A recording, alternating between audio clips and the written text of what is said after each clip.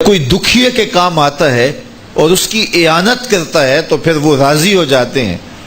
غریب پھنسے ہوئے ماں باپ، گھر بیٹی جوان ہو رہی ہے اور بڑھاپے کی طرف اس کا رخ ہو رہا ہے اور ان کے پاس ہمت نہیں ہے کہ ان بیٹی کو اٹھا سکیں، تو کوئی صاحب ثروت چپکے میں جا کے ان کی مدد کر دیتا ہے کہ تیری بیٹی میری بیٹی ہے اور اس کو تو نے گھر کی دہلیز سے اٹھانا ہے، تو پھر وہ ایک دم خوش ہو جاتا ہے اور آسودہ ہو کے اس کا انتظام کرتا ہے اس کی شادی کا۔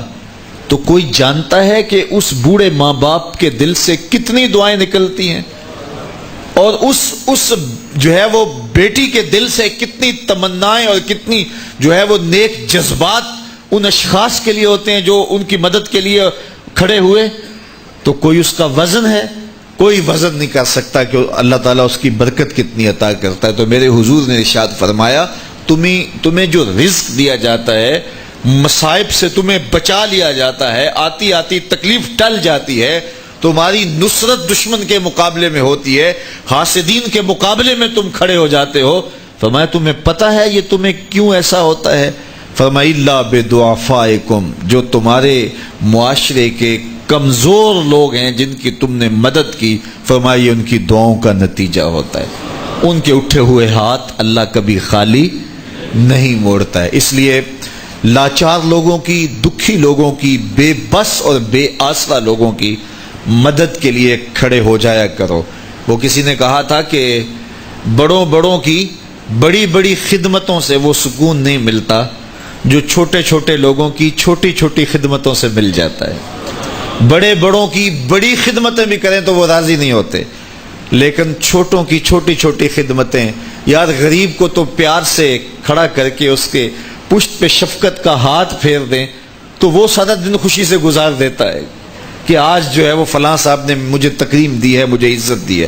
تو میرے حضور نے فرمایا کہ تمہاری جو مدد ہوتی ہے اور رزق دیا جاتا ہے، یہ تمہارے کمزوروں کی وجہ سے اللہ تعالیٰ تمہارے اوپر کرم فرماتا ہے۔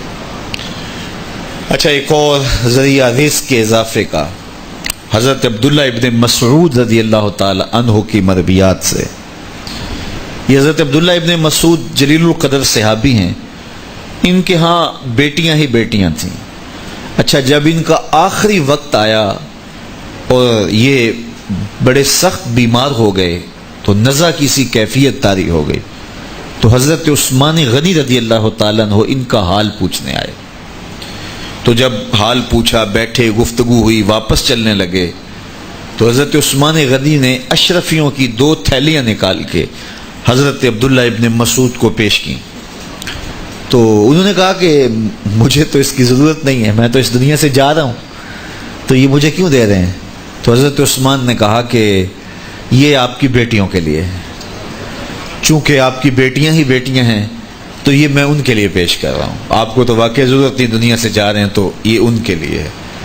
تو حضرت عبداللہ ابن مسعود نے پھر تھیلیاں موڑتے ہوئے کہا کہ میری بیٹیوں کو اس کی ضرورت نہیں ہے، اس لیے کہ میرے حضور نے فرمایا تھا کہ جس کے پاس سورہ واقعہ ہو اس کو غربت تنگ نہیں کر سکتے، تو میری بیٹیاں رات کو سونے سے قبل 1 مرتبہ سورہ واقعہ ضرور پڑھتی ہیں، اس لیے تم میری بیٹیوں کے بارے پریشان نہیں ہونا، اللہ کے فضل سے انہیں غربت تنگ نہیں کرے گی، ان کے پاس سورہ واقعہ جو موجود ہے۔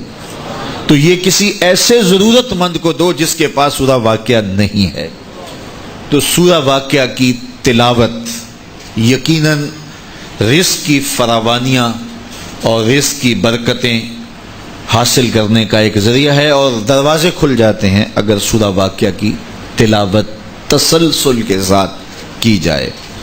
اس لیے اپنے معمولات میں سورہ واقعہ کو شامل کر لیجئے گا، اس کی برکات سے انشاءاللہ رزق کی فراوانیاں نصیب ہوتی ہیں۔